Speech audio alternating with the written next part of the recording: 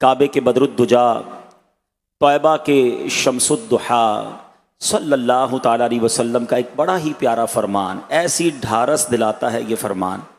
हदीस सुनाने से पहले अगर मैं आपसे एक सवाल करूं कि बरोज़ क़यामत, जो क़यामत का दिन है, उस दिन हम सब कौन सी ऐसी हस्ती है कि जिससे मुलाकात की ख्वाहिश दिल में रखते हैं? यकीनन हर मुसलमान चाहेगा कि किसी तरह शाफ़ए रोज़े महशर, साक़िए कौसर, अपने हाथों से उम्मतियों को कौसर के जाम पिलाने वाले, सल्लिम सल्लिम की सदा बुलंद करके अपने ग़ुलामों को पुल सिरात से पार लगाने वाले, जब ऐब खुल रहे हों तो अपने करम से हमारे ऐबों को छुपाने वाले सरवरे कायनात सल्लल्लाहु ताला अलैहि वसल्लम से किसी तरह मुलाकात हो जाए, है ना? हर आशिक रसूल की ये तमन्ना है। क्या पॉसिबिलिटी है, क्या तरीका है? क्योंकि वहाँ तो करोड़ों नहीं अरबों खरबों लोग होंगे। हाँ, ये बात ज़रा समझनी है कि मिसाल के तौर पे अगर किसी जगह पर 50,000 लोग जमा हो जाएं और वो कहें कि एक शख्सियत से हम सब मिलना चाहते हैं, बहुत मुश्किल है। 50,000 आदमी से कोई बंदा मिल ही नहीं सकता। लेकिन जहाँ करोड़ों नहीं अरबों, बल्कि अरबों से भी ज़्यादा लोग जमा हो जाए, क्योंकि क़यामत के दिन तो सारे लोग होंगे ना। 8 अरब इंसान तो इस वक्त दुनिया में हैं, और फिर क़यामत तक कितने आएंगे? हज़रत आदम से लेकर सुबह क़यामत तक जितने लोग दुनिया में आए सब मैदान महशर में होंगे। तो कितना रश होगा, कितना क्राउड होगा। अच्छा चले सारे मुसलमान नहीं है, फिर भी अरबों मुसलमान तो होंगे। और अगर हर मुसलमान चाहे कि नबी पाक से मिल लूँ, ये भी बड़ा मुश्किल हो गया। फिर कैसे हो सकता है? What is the procedure? तरीकाकार क्या है? तरीकाकार तो वही बताएंगे ना जिनसे मुलाकात करनी है। रास्ता तो वही बताएंगे ना, कोई गेट वे, कोई पास है, कोई प्रियोरिटी लाइन। सुभान अल्लाह। आओ मैं बताता हूँ, नबी पाक ने अपनी मुलाकात का खुद ही तरीका बयान फरमा दिया है। और आज मैं वो हदीस पाक आपको सुनाने जा रहा हूँ। प्यारे आका सल्लल्लाहु ताला अलैहि वसल्लम फरमाते हैं, जिसका मजमून है कि जो कोई शख्स दिन भर में मुझ पर 50 मरतबा दुरूद पाक पढ़ लेगा, कल बरोज़े क़यामत में उससे मुसाफहा फरमाऊंगा। हाय हाय हाय, साढ़े तो कम ही बन जाएंगे ना। आका से मुलाकात हो जाए, वो भी क़यामत के दिन। अल्लाह अकबर। शायद आप समझे नहीं, मुसाफहा अल्लाह अकबर। प्यारे आका अलैहिस्सलाम से हाथ मिलाना, नबी पाक के जिस्म अक़दस से अपना जिस्म टच कर लेना है। ये क्या है पता है आपको? इसकी बरकत, इसकी स्पेशलिटी पूछना हो तो हज़रत अनस से पूछो। हज़रत अनस रदी अल्लाह तआला के पास एक रुमाल था, एक दस्तरखान टाइप का एक बड़ा सा कपड़ा था। जब भी हज़रत अनस को उसको धोने की ज़रूरत महसूस होती थी ना, तो हम क्या करते हैं, कपड़ा धोने के लिए वॉशिंग मशीन में डाल देते हैं। हज़रत अनस की वॉशिंग मशीन बड़ी निराली थी। आप वॉशिंग मशीन में नहीं डालते थे, आप उसको आग में डाल देते थे। कपड़े को आग में डाल देते थे। थोड़ी देर होती थी तो कपड़ा निकालते, कपड़ा वैसे का वैसे होता, मैल सारा साफ हो चुका होता था। तो किसी ने पूछा, हजरत ये कौन सा तरीका है मैल दूर करने का? हम पानी से धोते हैं, आप आग में डाल देते हैं। और बात यह है कि कुछ अरसा पहले मेरे आका मदीने वाले मुस्तफ़ा सल्लल्लाहु ताला अलैहि वसल्लम मेरे घर आए थे। नबी पाक ने इस कपड़े को टच किया है। जब से आका ने छुआ है इस कपड़े को, दुनिया की आग जलाती ही नहीं है। मुझे एक बात बताओ ना, कपड़े को आका टच कर ले तो दुनिया की आग ना जलाए, उम्मती को टच कर ले तो जहन्नम की आग कैसे जलाएगी? वो अमीर अहले सुन्नत का क्या प्यारा शेर है, मिलकर पढ़ लेते हैं।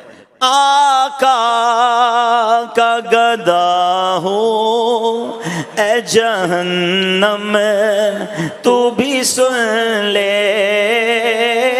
आका का गदा हो। अच्छा, यहाँ एक और वजाहत सुन ले ताकि फिर इंशाल्लाह इस शेर को पढ़ेंगे तो और मजा आएगा। लफ्ज़ गदा में कुछ लोग कंफ्यूज हो जाते हैं। गदा कहते हैं गुलाम को, भिकारी को, है आका के दर का भिकारी हूं, उनके दर का गुलाम हूं, तो फिर मुझे कुछ नहीं होना। अब मिलकर पढ़े। आका का गदा हो ए जहन्नम तू भी सुन ले, आका का गदा हो ए जहन्नम तू भी सुन ले। जले जो के गुलाम मदनी हो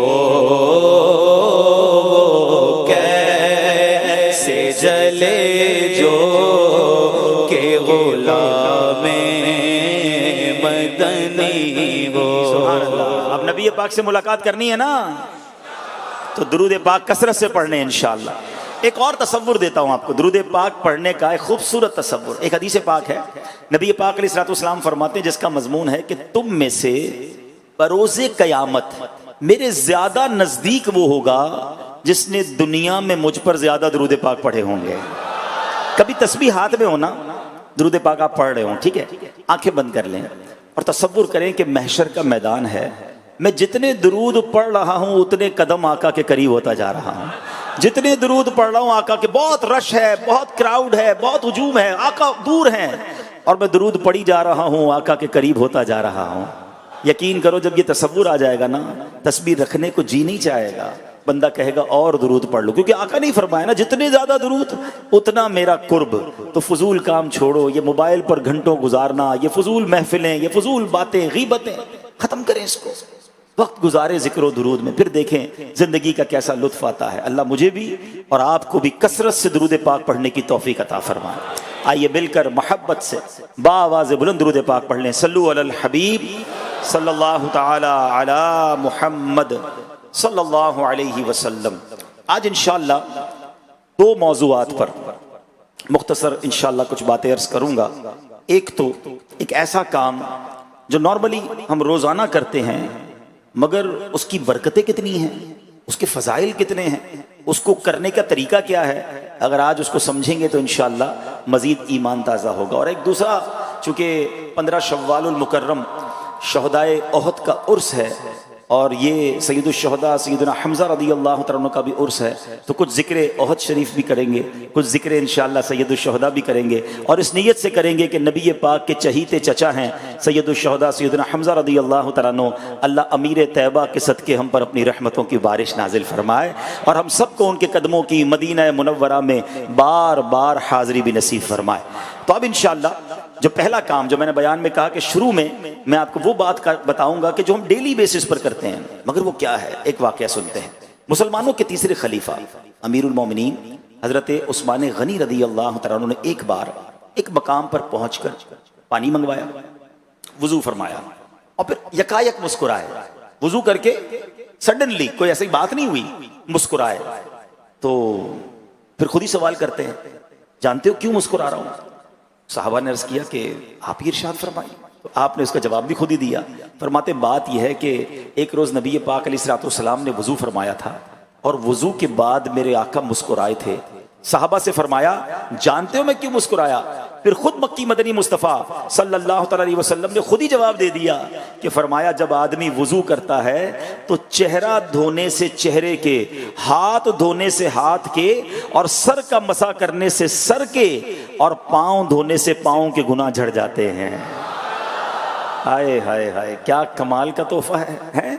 वुजू करने से जब चेहरा धोता है इंसान, चेहरे के गुनाह, हाथ धोता है हाथ के गुनाह, मसा करता है सर के गुनाह, पैर धोता है तो पैर के गुनाह जड़ जाते हैं। अल्लाह अकबर। यहाँ बहुत खूबसूरत बात ये सीखने को मिल रही है कि सहाबा किराम भी कमाल के दीवाने थे। प्यारे आका से कैसा इश्क था कि प्यारे आका की वो सुन्नतें जिस पर नबी पाक ने फरमाया अमल करो, उस पर तो करते ही थे, मगर जिस पर फरमाया नहीं, बस पता चल जाए कि ये अदाए मुस्तफ़ा है, नबी पाक ने ये अमल किया है, अब उसका हुक्म नहीं है, मगर उसको करने की कोशिश करते। और इसके बहुत सारे वाकयात मौजूद हैं। सुभान अल्लाह। गोया साहबा किराम की जिंदगी का मकसद ये था कि नबी की अदा को अदा कर रहा हो। सुन्नत रसूल की किस कदर अहमियत थी, यहाँ मैं एक और मदनी फूल भी पेश करूंगा, मगर मैं कुछ और मुख्तसर वाकयात कि साहबा किराम कैसे ढूंढ ढूंढ कर वो अमल किया करते जो सरवर कायनात अलैहिस्सलातु वस्सलाम किया करते। सुभान अल्लाह। मुसलमानों के पहले खलीफा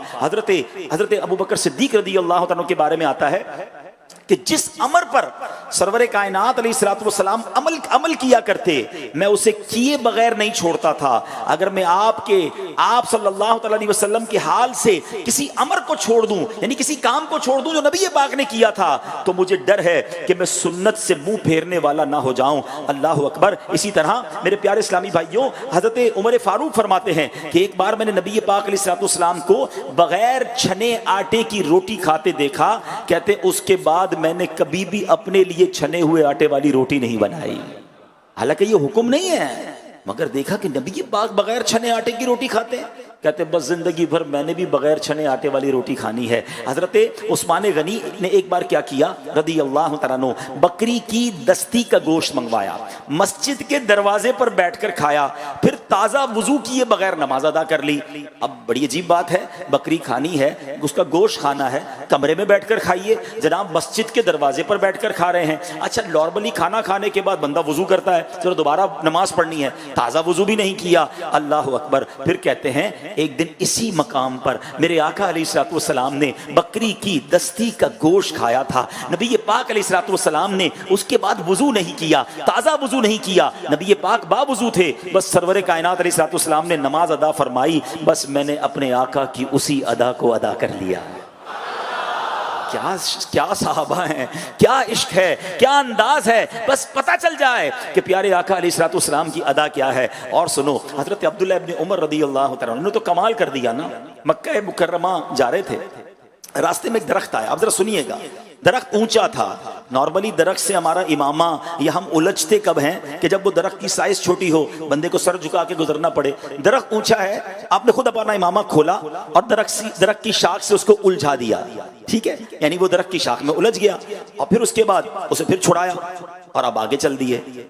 तो सहाबाए किराम ने कहा, जो आपके साथ थे, कहा ये क्या किया आपने, ना आपका इमामा खुद से उलझा नहीं, आप इमामा खोल रहे हैं, खुद ही उलझा रहे हैं। आए हाय, इश्क वालों की बात ही निराली होती है ना, सुभान अल्लाह। सुनो, वो कहते हैं कि मैं एक बार प्यारे आका अलैहिस्सलाम के साथ यहीं से गुजरा था, तो इसी दरख्त की शाखों ने आप अलैहिस्सलाम का इमामा मोहब्बत से थाम लिया था। अल्फाज तो सुनो ना, है आका का इमामा मोहब्बत से शाखों ने थाम लिया था। गोया इमामा शरीफ जो है शाखों में अटक गया या उलझ गया, जो हम अपनी नॉर्मल जबान में कहते हैं, मगर इश्क वाली जबान देखो कि दीवाना वार इस दरख्त की शाखों ने नबी पाक के इमामे को थाम लिया था। अच्छा उस वक्त जो दरख्त था वो कद में भी छोटा होगा, जब भी नबी पाक के इमामा शरीफ को उसने बोसा दिया होगा। अब दरख्त ऊंचा भी हो चुका था। कहते हैं फिर प्यारे आका अलैहिस्सलाम ने रुक कर अपना इमामा शरीफ इससे अलग किया, छुड़ाया, बस मैं तो नबी पाक की उसी अदा को अदा कर रहा हूं। अब यहां जो सीखने वाली बात है ना, ये वो काम है जिसको करने का हुक्म नहीं दिया गया, मगर दीवानों को पता चलता गया, वो काम करते गए हैं। वो कहते ना इश्क दे चल ही नंबर ले गए, अक्लमंदा एवं ही उम्र गालियां। ये अकल वाले बाज़-औक़ात बातें ही करते रह जाते हैं, इश्क वाले जो है वो नंबर ले जाते हैं। अकल वालों के नसीबों में कहां ज़ौक़ जुनून है, अकल वालों के नसीबों में कहां ज़ौक़ जुनून, इश्क वाले हैं जो हर चीज लुटा देते हैं। लेकिन यहाँ जो मुझे और आपको सीखना है, हम वाक़यात तो सुन रहे हैं, इश्क में इजाफा भी हो रहा है, तबीयत भी अच्छी हो रही है कि क्या बात है सहाबाए किराम की। ऐसी अमीर अहले सुन्नत ने नारा नहीं दिया, हर सहाबी नबी, हर सहाबी नबी। लेकिन सीखने को क्या मिला? ये वो लोग थे जो नबी पाक की अदा पता चल जाए उस अदा को अदा कर रहे हैं। और हमें जिन बातों का नबी पाक ने हुक्म दिया है कि ये करना है और ये नहीं करना, उसमें भी मुसलमान जो है वो कोताही कर रहे हैं। बल्कि यहाँ तो आजकल एक अजब फिनोमेना बन गया है, एक अजब थिंकिंग बनती जा रही है कि लोग आकर पूछते हैं जनाब ये सुन्नत ही है ना, वाजिब तो नहीं है ना, फर्ज तो नहीं है ना, अमल नहीं करेंगे तो गुनाह तो नहीं होगा ना। अरे तुम्हें सुन्नत का कोई एहसास ही नहीं है, सुन्नत है तो छोड़ने के लिए है, सुन्नत है तो अमल न करने के लिए है। यानी ये आहिस्ता आहिस्ता लोगों का मिजाज बनता जा रहा है। यानी बहुत बड़ी तादाद वो है जो नमाज में अब सुन्नतें छोड़ने लग गई है। भाई फर्ज पढ़ लेते हैं, भाई हैं, वाजिब अदा कर लेते हैं, सुन्नत की अहमियत ही नजरों से खत्म हो गई है। अच्छा अभी हज के दिन आ रहे हैं, उलमाए किराम जानते हैं जो मैं कहने जाऊंगा कि जब हज के दिन आते हैं ना, तो हज के दिनों में भी मिना में, अरफात में या दीगर जगहों पर, या हज पर जाने से पहले हमसे लोग आके सवाल पता है क्या करते हैं, ये मिना में रात गुजारना सुन्नत ही है ना गुजारे तो कोई बकरा तो नहीं देना पड़ेगा, दम तो नहीं देना पड़ेगा, अच्छा ये काम ना करे सुन्नत ही है ना। अरे अल्लाह के बंदो, फिर हज करने आए क्यों हो? अगर सुन्नतों पर भी अमल नहीं करना, नबी पाक की अदाओं को अदा नहीं करना, इतना लंबा सफर करके तुम यहां भी रुखसतें ढूंढ रहे हो। होना तो ये चाहिए कि जैसे महबूब ने हज किया है, मैंने उनके नक्शे कदम पर वैसे ही हज करना है। तो ये सहाबाए किराम की अदा को देखें, ये जो कॉन्सेप्ट क्रिएट होता जा रहा है, अल्लाह करे कि मेरी आवाज उन लोगों तक पहुंचे कि जिनका ये माइंडसेट बन गया है कि यार सुन्नत ये कोई बात नहीं यार, नहीं जनाब। हदीस पाक में आता है जिसका मजमून है कि फमन रग़िब अन सुन्नती फलैसा मिन्नी, जिसने मेरी सुन्नत से मुंह मोड़ा वो हम में से नहीं है। और एक जगह मेरे आका फरमाते हैं जिसने मेरी सुन्नत से मोहब्बत की उसने मुझसे मोहब्बत की, और जिसने मुझसे मोहब्बत की काना माया फिल जन्ना, आका फरमाते जन्नत में मेरे साथ होगा। अब जरा गौर करें ना, एक तरफ फरमा रहे जिसने सुन्नत से मुंह मोड़ा वो मुझसे नहीं, और एक तरफ फरमा रहे जो सुन्नत पर अमल करने वाला है वो जन्नत में साथ जाएगा। ये दो रोड हैं, ये दो शाहराएं हैं। एक रास्ता सुन्नत से दूर रहकर है जो नबी पाक से दूर कर देता है, और एक रास्ता वो है जो सुन्नत पर अमल करते रहो तो इंशाअल्लाह आका के साथ, आका के पीछे पीछे इंशाअल्लाह जन्नत में दाखिला नसीब हो जाएगा। कमाल है दावत इस्लामी वालों का, है अमीर अहले सुन्नत को सलाम है। शुक्रिया दावत इस्लामी, शुक्रिया अमीर अहले सुन्नत कि जिसने हमें सुन्नतों वाला माहौल दे दिया। बात बात पर सुन्नतें सिखाई जाती हैं। मैं समझता हूं कि पूरी दुनिया में सुन्नतों पर अमल करने का जो निज़ाम, सुन्नतों की बात करने का जो निज़ाम, सुन्नतों को रिवाइव, सुन्नतों को जिंदा करने का जो अल्हम्दुलिल्लाह निज़ाम दावत इस्लामी में है वो कहीं और इतनी बड़ी तादाद में नजर नहीं आता। ये अमीर अहले सुन्नत ने बेड़ा उठाया और आज दुनिया भर में लाखों करोड़ों इस्लामी भाई और इस्लामी सुन्नत पर अमल करने की कोशिश करते हैं। अल्लाह की रहमत है हम पर, लेकिन ये बात हमने और आगे तक पहुंचानी है कि इंशाअल्लाह सुन्नतों पर अमल करते जाएंगे। जितना सुन्नतों पर अमल करेंगे उतना इश्क़ रसूल भी दिल में बढ़ता चला जाएगा। क्योंकि जब बंदा इमामा बांधता है ना सुबह उठने के बाद, है तैयार होते वक्त, तो उसे पता चलता है किसी की अदा को अदा कर रहा हूं। जब चेहरे पे दाढ़ी होती है ना, तेल लगाता है, कंघी करता है, तो उसे याद आ जाता है कि किसी की अदा को अदा कर रहा हूं। जब वो खाना खाते वक्त सीधा हाथ आगे बढ़ाता है उसे याद आ जाता है कि मैं उल्टे हाथ से भी तो खा सकता था, नहीं नहीं किसी की अदा को अदा कर रहा हूं। पानी का गिलास हाथ में है, प्यास बड़ी लगी है मगर खुद से बैठ जाता है। लोग बाज़ औक़ात खड़े होकर अजीब नजरों से देखते हैं, अरे भाई खड़े खड़े पी लेते। इश्क का जवाब ये आता है किसी की अदा को अदा कर रहा हूं। हैं लोग बड़ा कपड़े के अंदर जो मिसवाक लगाते हैं, सुभान अल्लाह, और मिसवाक पर अमल करते हैं वुज़ू के दौरान, तो क्यों करते हैं कि किसी की अदा को अदा कर रहा हूं। तो इश्क़ रसूल अगर बढ़ाना है तो सुन्नतों पर अमल करते चले जाइए। तो इन वाक़यात से एक तो हमें सुन्नतों की अहमियत पता चलती है। फिर आता हूं मैं उस मौजू की तरफ कि सुभान अल्लाह, वुज़ू ये कमाल की नेमत है। मुबारक हो उन्हें जो रोज़ाना कई बार वुज़ू करते हैं। पाँचों वक्त नमाज पढ़ने वाले को कई बार वुज़ू करने का मौका मिलता है। और अगर वुज़ू की आदाब पर भी अमल हो, वुज़ू की बातों पर भी तवज्जो हो, नबी पाक के अंदाज पर तवज्जो हो, तो फिर देखिए कैसी बरकतें मिलती हैं। यहाँ एक और बात बड़ी खूबसूरत है कि हज़रत उस्मान गनी रज़ी अल्लाह तआला अन्हु जो फरमाया ना कि चेहरा धोने से चेहरे के गुनाह, हाथ धोने से हाथ के, सर का मसा करने से सर के, और पाँव धोने से पाँव के गुनाह झड़ जाते हैं। मुफ्ती अहमद यार खान नईमी इसी मफहूम की एक हदीस के तहत फरमाते हैं, ख्याल रहे कि यहाँ सिर्फ इन आज़ा यानी हाथ, सर और पाँव और चेहरे के गुनाह मुराद नहीं है, बल्कि फरमाया वुज़ू की बरकत से सारे, यहाँ तक के दिल और दिमाग के गुनाह भी माफ़ हो जाते हैं।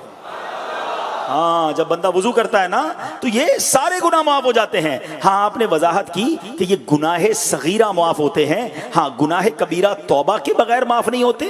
और बंदों के हुकूक, अगर हुकूकुल इबाद का मामला है तो वो साहिब हक से माफ़ी लिए बगैर माफ नहीं होते। तो बहरहाल अगर कोई शख्स अच्छी तरीके से वुज़ू करे तो उसके सारे आज़ा के गुनाह जो हैं, सगीरा गुनाह जो हैं, उस पानी के साथ निकल जाते हैं। और सुभान अल्लाह, अल्लाह वालों को ये बातें नज़र भी आ जाया करती थी। इमाम आज़म अबू हनीफा, करोड़ों हनफियों के पेशवा हज़रत नोमान बिन साबित रज़ी अल्लाह तआला का मामला यह है कि आप जब वुज़ू फरमाते थे ना तो दूसरों के, जब दूसरे लोग आपके साथ वुज़ू करते थे तो जो उनके गुनाह झड़ते थे ना, आप उन गुनाहों को भी देख लिया करते थे, हैं, आपको नजर आ जाया करते थे। तो एक बार क्या हुआ कि आप वुज़ू कर रहे थे, आपके साथ ही कोई बंदा वुज़ू कर रहा था, तो आपने देखा कि उसके वुज़ू से पानी टपक रहा है। तो आपने कहा, ऐ बेटे, माँ बाप की नाफरमानी से तौबा कर ले।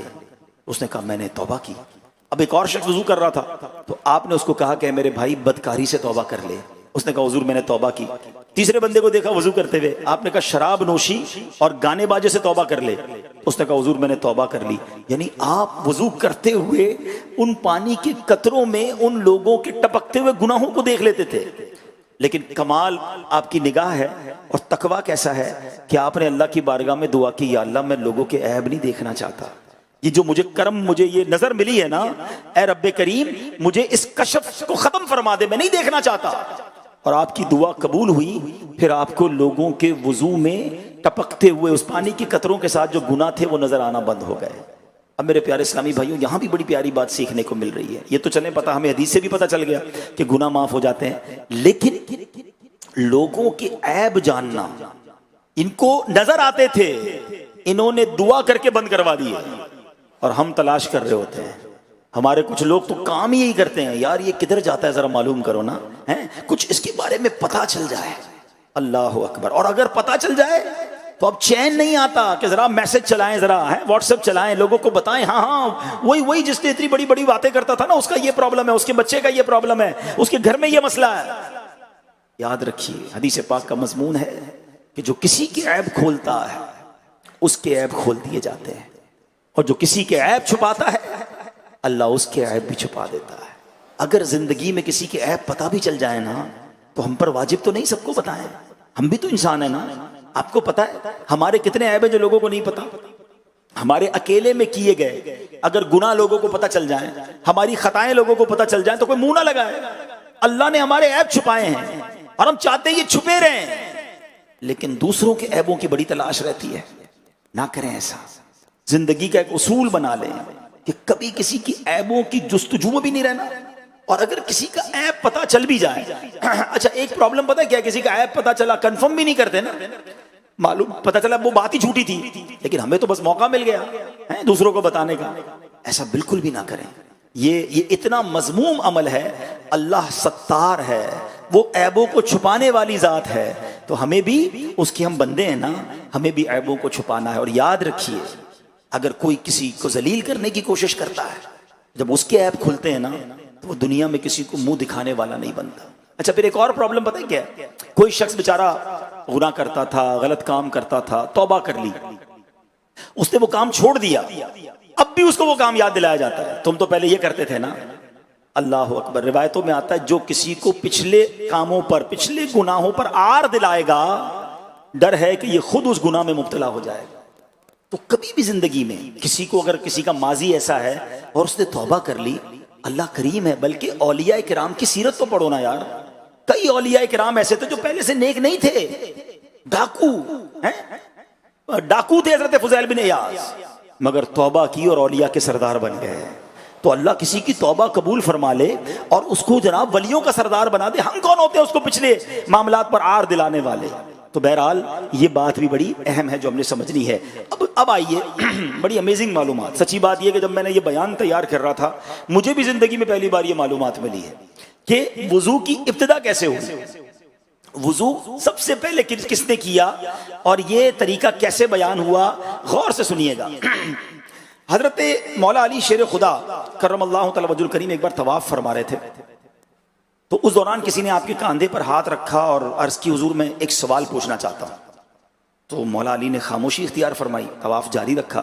जब 7 चक्कर पूरे हो गए तो आपने फरमाया ऐन साइल, वो सवाल करने वाला किधर गया। तो वो शख्स हाजिर हुआ, तो आपने फरमाया आप पूछो क्या पूछना है। तो वो कहता है असअलुका अन बदइल वुदूई कैफ कान व ऐन कान। कहता है हुजूर ये फरमाइए कि वुजू की इब्तिदा कब और कैसे हुई।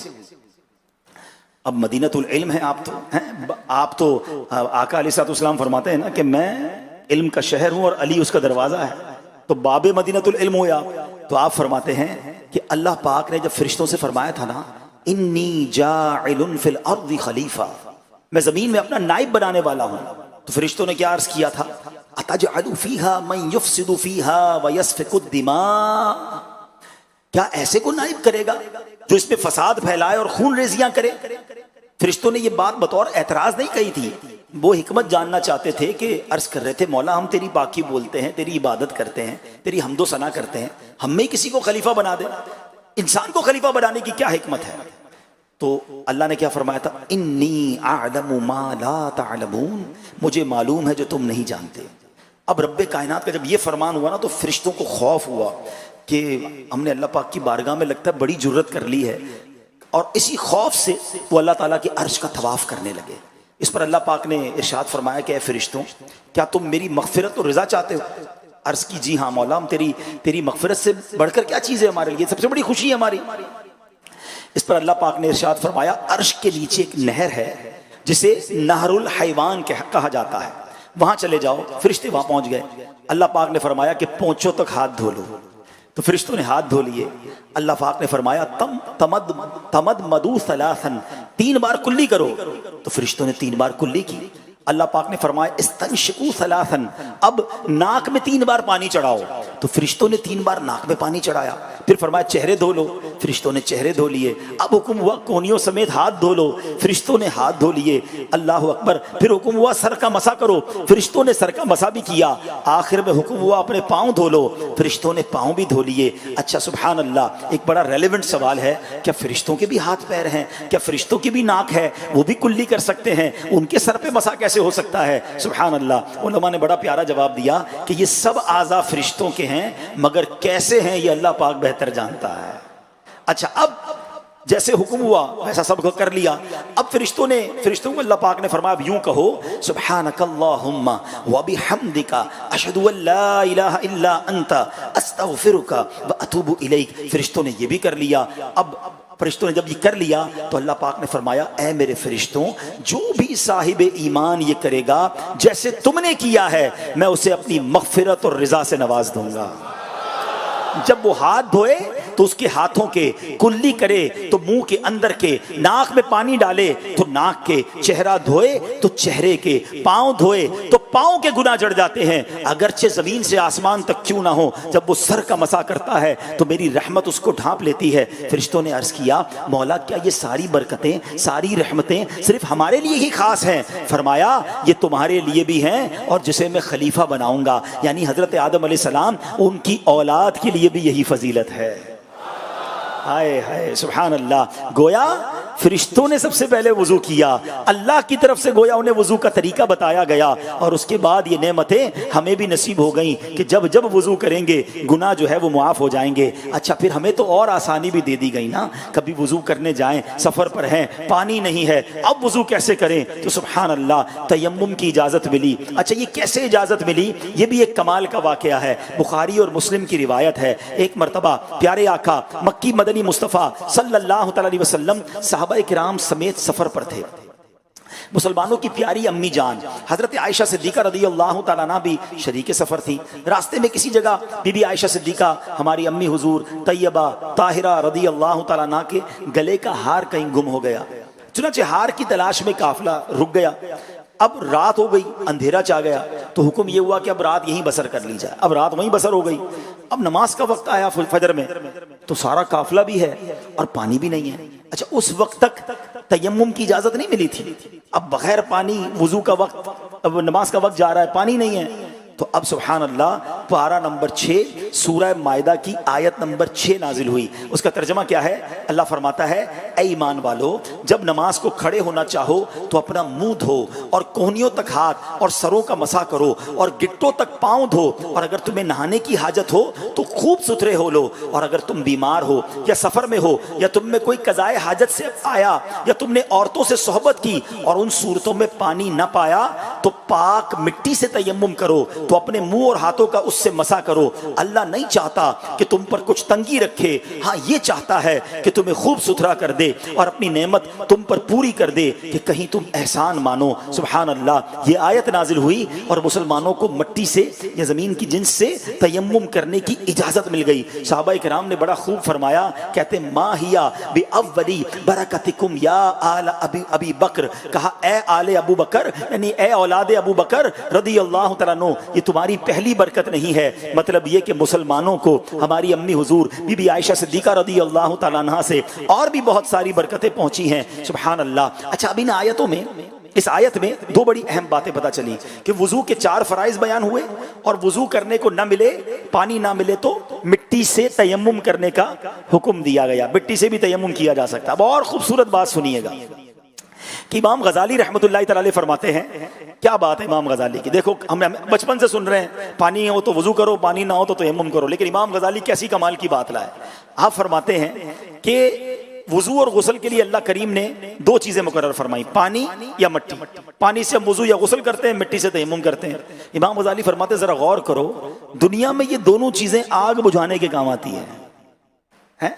अब गौर से सुनिएगा, आग लग जाए तो क्या करना है? पानी डालना है। पानी ना हो तो मिट्टी डाल दे फिर भी आग बुझ जाती है। सुभान अल्लाह। तो फरमाते पानी और मिट्टी दोनों ही आग बुझाने का काम करते हैं। लिहाजा जब मोमिन आदमी वुजू के लिए या गुस्ल के लिए पानी इस्तेमाल करता है या जनाब मिट्टी इस्तेमाल करता है तो इंशाअल्लाह अज़्ज़ व जल उससे जहन्नम की आग बुझ जाएगी। अच्छा, अब दुनिया में आग ज्यादा हो तो पानी भी ज्यादा चाहिए। थोड़ा सा पानी बड़ी आग को नहीं बुझाता, और दुनिया की आग से 70 गुना ज्यादा आग है मजबूत, और इतनी खतरनाक आग है जहन्नम की। वुजू का पानी तो बहुत थोड़ा है, फरमाया लेकिन बरकत ऐसी है कि बंदा वुजू करता रहे, इंशाअल्लाह इस वुजू के पानी से जहन्नम की आग इसके लिए बुझ जाएगी इंशाअल्लाह। क्या बात है। अच्छा, अब एक और खूबसूरत बात, आज मैंने कहा ना वुजू के मौजू पर ऐसी ऐसी बातें सीखने को मिल रही हैं कि ईमान ताज़ा हो रहा है। अब इसके 4 फर्ज हैं वुजू के, चलो 4 फर्ज दोहरा भी लीजिए, हो सकता है कुछ लोगों को ना पता हो तो आज थोड़ी सी दोहराई भी हो जाए। वुजू के कितने फर्ज हैं? पहला फर्ज है चेहरा धोना। पहला फर्ज क्या है? दूसरा फर्ज है दोनों हाथों का कोनियों समेत धोना, ये कोनियों समेत दोनों हाथ धोना। दूसरा फर्ज क्या है? पहला फर्ज क्या है? चेहरा धोना। दूसरा फर्ज क्या है? कोनियों समेत दोनों हाथ धोना। तीसरा फर्ज है चौथाई सर का मसा करना, और चौथा फर्ज है टखनों समेत पांव धोना। ये 4 फर्ज याद रखें। बाज़ औक़ात इसका फायदा पता है क्या होता है? आप सुबह उठे, फजर का वक्त कम है, ठीक है, या आप ट्रेन में जा रहे हैं, कभी बाज़ औक़ात सफर में होते हैं, बहुत थोड़ी देर मिलती है नमाज वुजू करने और नमाज पढ़ने के लिए। अब हम कुल्ली भी कर रहे हैं, मिसवाक भी कर रहे हैं, नाक में पानी भी चढ़ा रहे हैं, फजर का टाइम ही खत्म हो गया। नहीं, टाइम थोड़ा है, 4 फर्ज पर अमल करें, नमाज अदा कर लें ताकि आपकी नमाज पूरी हो जाए। तो बहरहाल 4 फर्ज याद हो गए। अब आइए, क्या खूबसूरत बात इमाम गज़ाली फरमाते हैं कि रोज़े क़यामत अजाब भी 4 ही हैं। चेहरा सियाह हो जाएगा। अल्लाह कुरान में फरमाता है यौम तबयद्दु वुजूहुम व तस्वद्दु वुजूह, फरमाया जिस दिन कुछ मुंह उजाले चमकते होंगे और कुछ मुंह काले हो जाएंगे। दूसरा, आमाल नामा उल्टे हाथ में दिया जाएगा। अल्लाह कुरान में फरमाता है व अम्मा मन ऊतिया किताबहू बिशिमालिही फयकूलु या लैतनी लम ऊत किताबिया, और वो जो अपने नामा अमाल बाएं हाथ में दिया जाएगा कहेगा हाय किसी तरह मुझे अपना नोश्ता यानी नामा अमाल न दिया जाता। और तीसरा और चौथा अजाब क्या फरमाया? सर और पांव से पकड़कर जहन्नम में डाल दिया जाएगा। सूरह रहमान में अल्लाह ने फरमाया युरफुल मुजरिमून बिसीमाहुम फयुखदू बिन नवासी वल अक़दाम, कुरान कहता है मुजरिम अपने चेहरे से पहचाने जाएंगे तो माथा और पांव पकड़कर जहन्नम में डाले जाएंगे। गोया अल्लाह पाक फरमाता है ऐ मेरे बंदो वुजू में चेहरा धोया करो ताकि रोजे कयामत तुम्हारे चेहरे सियाह ना पड़ जाएं बल्कि तुम्हारे चेहरे चमका दिए जाएं। हैं, अपने हाथ धोया करो ताकि रोजे कयामत तुम्हें नामा अमाल उल्टे हाथ में ना दिया जाए, तुम्हारा नामा अमाल तुम्हें सीधे हाथ में दिया जाए। अपने सर का बसा किया करो ताकि तुम्हें पेशानी से पकड़कर जहन्नम में डाला ना जाए बल्कि तुम्हारे सर पर जो है वो जन्नती ताज सजा दिया जाए। ऐ मेरे बंदो पांव धोया करो ताकि तुम्हारे पांव में जहन्नम की बेड़ियां न पड़े, न पुल सिरात पर तुम्हारे कदम डगमगाएं बल्कि तुम आराम से पुल सिरात पार करके जन्नत में दाखिल हो जाओ। सुभान अल्लाह, क्या बात है वुजू की। अगर बार बार वुजू करते रहें, सही तरीके से वुजू करते रहें, और सुभान अल्लाह अब इसकी अगर साइंटिफिकली बात की जाए तो अब तो ये प्रूफ हो चुका है कि जनाब अगर वुजू किया जाता है, लोग कहते हैं डिप्रेशन या किसी तरीके की एंजाइटी है, बंदा घबराहट में है, उसका मुंह धुला दिया जाए, उसके हाथ धुला दिए जाएं तो उसका जो है बहुत सारा टेंशन रिलीज हो जाता है। बड़े बड़े साइंटिस्ट और डॉक्टर्स अब कहते हैं कि जनाब हमने गौर किया कि मुसलमानों में मायूसी और डिप्रेशन जो है वो कम है दीगर कौमों में, क्योंकि वो वुजू करते हैं, और जब वो वुजू करते हैं तो मायूसी का लेवल जो है वो कम हो जाता है। इसी तरह पिछले सालों में जो कोविड आया था, बड़ी लोगों ने तहकीकें की कि जनाब दुनिया के कई मुल्कों में लाखों की तादाद में लोग दुनिया से चले गए, मगर मुसलमानों में हमने इसकी हलाकतें या इसकी तकलीफें कम देखी। जब बहुत ज्यादा तहकीक की गई तो एक तहकीक ये भी आई कि कोविड में बार बार कहा जाता था अपने हाथ को धोएं, अपने मुंह को धोएं, अपने नाक को साफ करें। सुभान अल्लाह, जो मुसलमान वुजू करते थे वो ऑटोमेटिकली जरासीम से पाक हो रहे थे। अल्लाह ने उनको बहुत सारी मुसीबतों और बलाओं से बचाया। तो सुभान अल्लाह, अगर हम साइंटिफिकली भी देखें तो वुजू के बहुत सारे मामलात हैं। बल्कि अगर मैं आपसे पूछता हूं, हमारे साथ कई बार ऐसा हुआ होगा कि बड़ी टेंशन, बड़ी फिक्र, बड़ी थकावट, मगर जैसे ही वुजू करते हैं नमाज से पहले तो कितने फ्रेश हो जाते हैं, कितना जनाब ऐसा लगता है कोई बहुत बड़ा बोझ जो है वो सर से उतर गया है। तो अब मैं बात करना चाहूंगा मेरे उन इस्लामी भाइयों से जो 15 दिन पहले तो रोजाना वुजू कर रहे थे, जो 15 दिन पहले तो सारी नमाजें पढ़ रहे थे। अरे अभी 15 दिन ही तो हुए हैं, कहाँ चले गए हो? क्यों मस्जिदें खाली हो गई? क्यों जनाब वुजू खाने पे वो नमाजी वुजू करते नजर नहीं आ रहे? अल्लाह अकबर, ऐसा ना करें मेरे प्यारे इस्लामी भाई। हम सिर्फ रमजान के लिए नमाजी न थे, हम सिर्फ रमजान के लिए रब के फरमा बरदार न थे। अरे रमजान में तो हमारी प्रैक्टिस करवाई गई शैतान को बंद करके कि आओ जरा मुकाबले की तैयारी कर लो। वो कहते हैं ना, नेट प्रैक्टिस होती है फिर बड़ा मुकाबला होता है। शैतान को बंद करके 1 महीना प्रैक्टिस करवाई गई कि तगड़े हो जाओ ना। कुरान कहता है क्या ईमान वालों, हमने तुम पर रोजे फर्ज किए जैसा कि पिछली कौमों पर फर्ज किए, लअल्लकुम तत्तकून, ताकि तकवा इख्तियार करो। हमें तो तकवे की प्रैक्टिस करवाई गई थी, मगर ये क्या हुआ कि जैसे ही चांद नजर आया, वो एक सोशल मीडिया पर बड़ी पोस्ट वायरल हुई थी ना कि हम भी अजीब लोग हैं, एक चांद देखकर मस्जिद आबाद कर देते हैं और अगला चांद देखकर मस्जिद वीरान कर देते हैं। ऐसा ना करें। ये है वुजू। मुबारक हो उन्हें जो इतना बार बार नमाज पढ़ते हैं, वुजू करते हैं, कितनी बरकतें हैं। जिस्म का मैल जरासीम तो दूर हो ही रहे हैं, अल्लाह की रहमत से गुनाह भी धुल रहे हैं। ना जाओ मस्जिदों से दूर, आ जाओ। अगर किसी का ताल्लुक टूट गया है, कोई नमाजों में सुस्ती इख्तियार कर गया है, कोई रमजान के बाद मस्जिदों से दूर चला गया है, ऐसा ना करो मेरे प्यारे इस्लामी भाइयों और इस्लामी बहनों।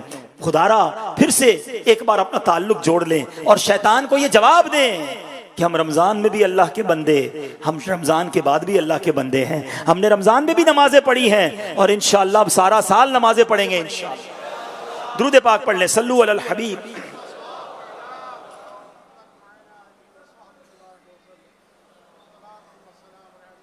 अब मैं कुछ बावुजू रहने की जो बरकतें हैं, बावुजू रहने के जो फजाइल हैं, वो भी मैं बता दूं। एक तो चलें, नमाज के लिए वुजू किया, गुनाह धुल गए, लेकिन कोशिश ये करें, अपनी आदत ये बनाएं कि बावुजू रहें।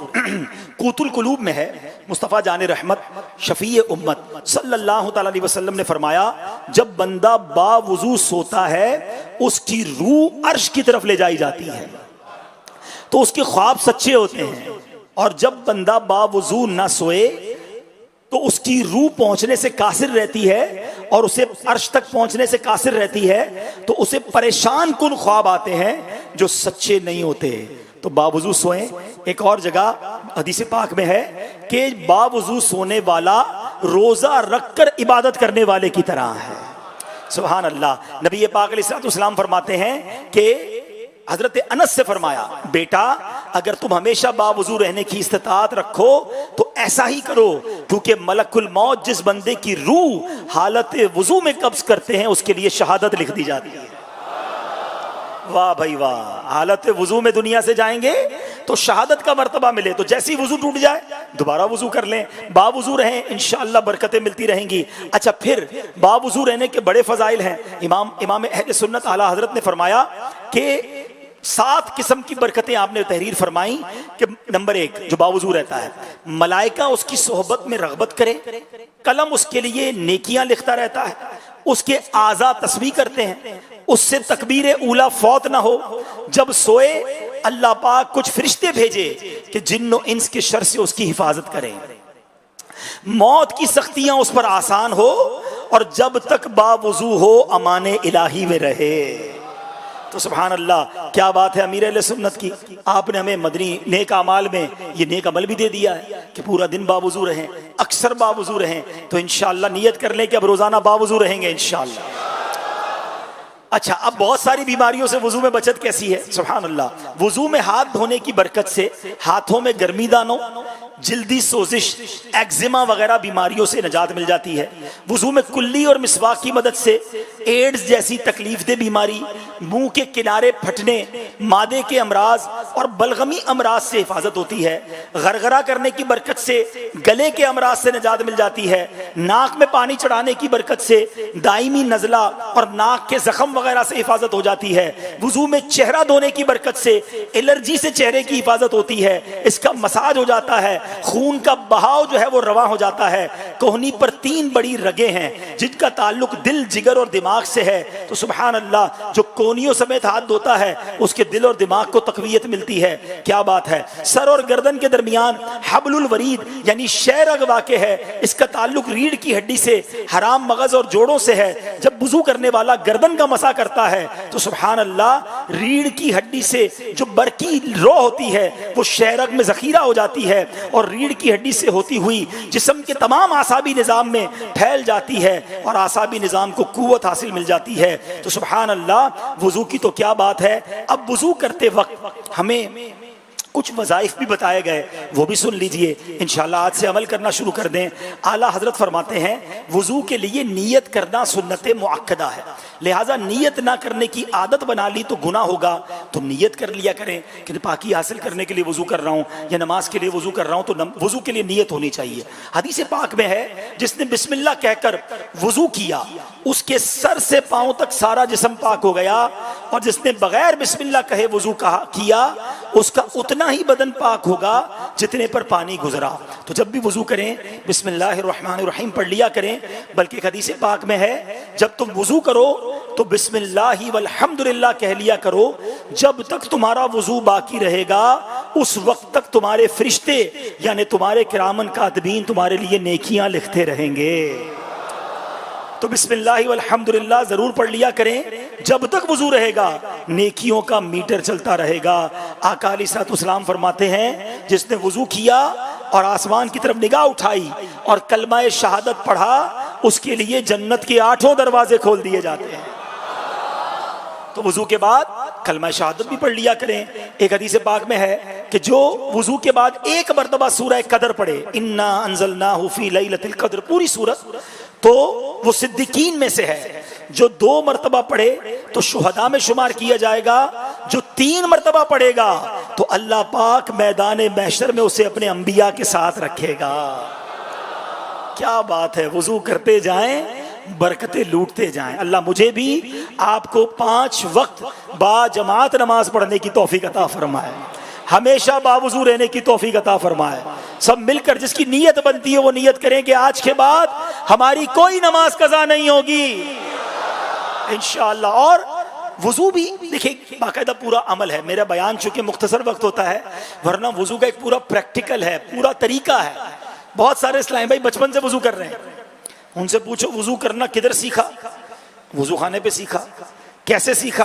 बराबर वालों को करते देखा, हम भी वैसे ही कर रहे हैं। आज तक कई लोग चूमते हैं वुजू में, पता नहीं कैसे कब चूमते हैं, क्यों चूमते हैं। किसी को चूमते देखा होगा तो वो भी अंगूठे चूम रहे होते हैं वुजू में। तो वुजू में तो ये नहीं है, तो वुजू भी सीखना पड़ेगा, क्योंकि वुजू के 4 फराइज हैं। जिसके फर्ज पूरे नहीं होंगे तो नमाज ही नहीं होगी। पता चला वुजू भी कर रहे हैं, नमाजें भी पढ़ रहे हैं, कबूल ही नहीं हो रही। बेवुजू तो कुरान पढ़ना, कुरान को हाथ लगाना है, कुरान को छूना मना है, हराम है। पता चला कुरान की तिलावत कर रहे हैं कुरान खोल कर और बेवुजू है, वुजू ठीक नहीं है। तो वुजू सीखना पड़ेगा।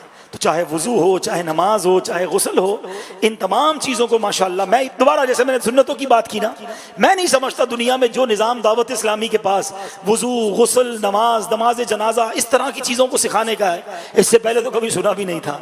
कमाल है दावत इस्लामी का। तो खुदारा दावत इस्लामी के मदनी काफिलों में सफ़र करें, दावत इस्लामी के हफ्तावार इज्तिमा में आया करें, उसके बाद जो मदरसतुल मदीना बालिगान है उसमें शिरकत करें। तो इंशाअल्लाह ये बेसिक्स जो हैं ये आप सीखते चले जाएंगे। बहुत सारे लोग हमें मिले जब वो मदनी काफिलों में गए, उन्होंने जाकर कहा कि 50 साल से नमाज पढ़ रहे हैं, पहली बार वुजू का तरीका पता चला है, पहली बार नमाज के फराइज पता चले हैं, शर्मिंदा भी हुए। तो आज आप अगर अब तक नहीं गए मदनी काफिलों में, या वुजू के फराइज, शराइत और वाजिबात नहीं सीखे, तो बराए करम आप इस पर दावत इस्लामी के मदनी माहौल में जो ये हमारे मदनी काफिले हैं, हफ्तावार इज्तिमात हैं, मदरसतुल मदीना बालिगान हैं, इसमें ज़रूर शामिल हों ताकि ये तमाम बातें हम सीख सकें। अब आखिर में, आज थोड़ा सा गला साथ नहीं दे रहा, आखिर में मैं चूँकि मैंने कहा था कि हम सैयदुश्शुहदा सैयदना हमज़ा रज़ियल्लाहु अन्हु का जिक्र खैर करेंगे। क्या बात है उनकी, मेरे आका अलैहिस्सलाम उनसे कितनी मोहब्बत फरमाते। मेरे आका के ये चहीते चचा, और ग़ज़वा ओहद में 700 के करीब मुसलमान शरीक हुए। याद रहे 2 हिजरी में ग़ज़वा बदर हुआ और 3 हिजरी में ग़ज़वा ओहद हुआ। ग़ज़वा बदर में मुसलमान 313 की तादाद में थे। वहाँ लड़ने का इतना मौका नहीं मिला क्योंकि वहाँ तो अल्लाह ने फरिश्तों की मदद भेज दी थी। मुसलमान तलवार उठाते थे, इससे पहले ही दुश्मन का सर कलम हो जाता था। साहबा आके थे, कहते हुजूर हम तो भी तलवार उठाते पहले ही दुश्मन मर जाता है। तो आका अलैहिस्सलाम फरमाते थे ये तीसरे आसमान की मदद आई है, ये फरिश्तों की मदद आई है। तो अल्लाह पाक ने फरिश्तों से मदद फरमाई। मगर ग़ज़वा ओहद, यहाँ मैं एक मशवरा ज़रूर दूंगा कि तमाम वो इस्लामी भाई जो मुझे सुन रहे हैं, ग़ज़वा ओहद को ज़रूर पढ़ें।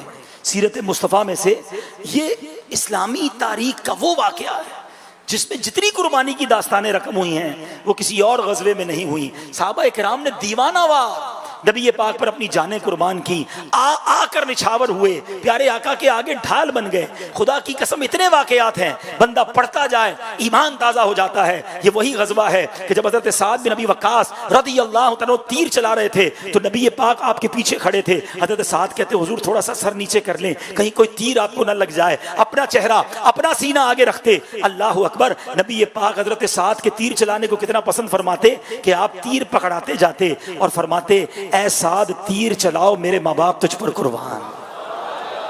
साहबी कहते थे हुजूर हमारे माँ बाप आप पर कुर्बान। हजरत साद की किस्मत पर हमारी जान कुर्बान कि नबी पाक फरमा रहे हैं ऐ साद तीर चलाओ मेरे माँ बाप तुझ पर कुर्बान। ये वही गज़वा है कि हजरत हंज़ला रज़ी अल्लाह तआला अन्हा नए शादीशुदा हैं, अल्लाह अकबर, अपनी ज़ौजा के साथ आराम कर रहे हैं। 17 दिन हुए हैं शादी को और ऐलान होता है कि मुसलमानों को मदद की हाजत है। गज़वे का ऐलान होता है। आप दीवाना वार मैदान ओहद में पहुंचते हैं और जंग करते करते शहीद हो जाते हैं। जब आपकी लाश को तलाश किया जाता है आपकी लाश नहीं मिलती है, आपका जनाजा नहीं मिलता है। अब जनाब जब गौर कर रहे हैं कि मैयत कहाँ है, साहबा ने कहा हुजूर हंज़ला की मैयत नहीं मिल रही। नबी पाक ने फरमाया हंज़ला को मलाइका आसमान पर लेकर गए हैं, हंज़ला को वहां गुस्ल दिया जा रहा है।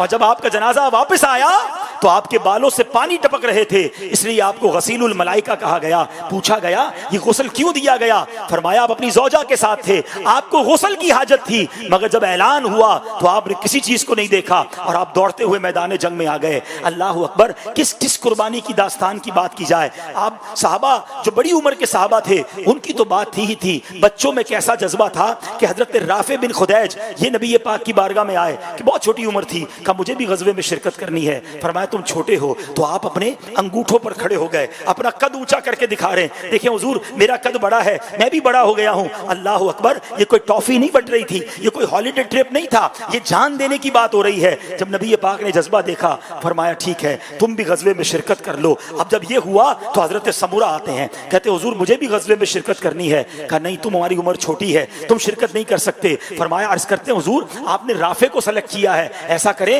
मेरा और राफे का मुकाबला करा दें, अगर मैं इसको गिरा दूं इसको पछाड़ दूं मुझे भी गज़वे में शिरकत करने दें। दोनों की कुश्ती होती है। अरे ये कैसी लड़ाई है, ये कैसा जज्बा है। हर कोई चाह रहा है कि नबी पाक पर अपनी जान कुर्बान कर दें। अब मुकाबला होता है। हजरत समूरा वाकई हजरत राफे को पछाड़ देते हैं, नबी पाक उन्हें भी सेलेक्ट कर लेते हैं। अल्लाह अकबर। हर कोई चाह रहा है किसी तरह नबी पाक के कदमों पर मेरी जान कुर्बान हो जाए, मैं अपना सब कुछ प्यारे आका की बारगाह में कुर्बान कर दूं। और हजरत हमजा अल्लाह के नबी अलैहिस्सलाम के चचा भी हैं और अल्लाह के शेर असदुल्लाह भी हैं। वहशी एक गुलाम था, बाद में वो मुसलमान भी हो गए। उसने उनका आका जो था उसने वादा किया था कि तुम हमजा को किसी तरह मैदान जंग में कत्ल कर दो तो मैं तुम्हें आजाद कर दूंगा। तो वहशी जो है एक पत्थर के पीछे छुप गए, एक चट्टान के पीछे छुप गए और जैसे ही हजरत हमजा नजर आए एक जोर का नेजा मारा और आपकी नाफ में लगा और आप उसकी वजह से शहीद हो गए। और उसके बाद आपका माद अल्लाह आपकी लाश के साथ टुकड़े करके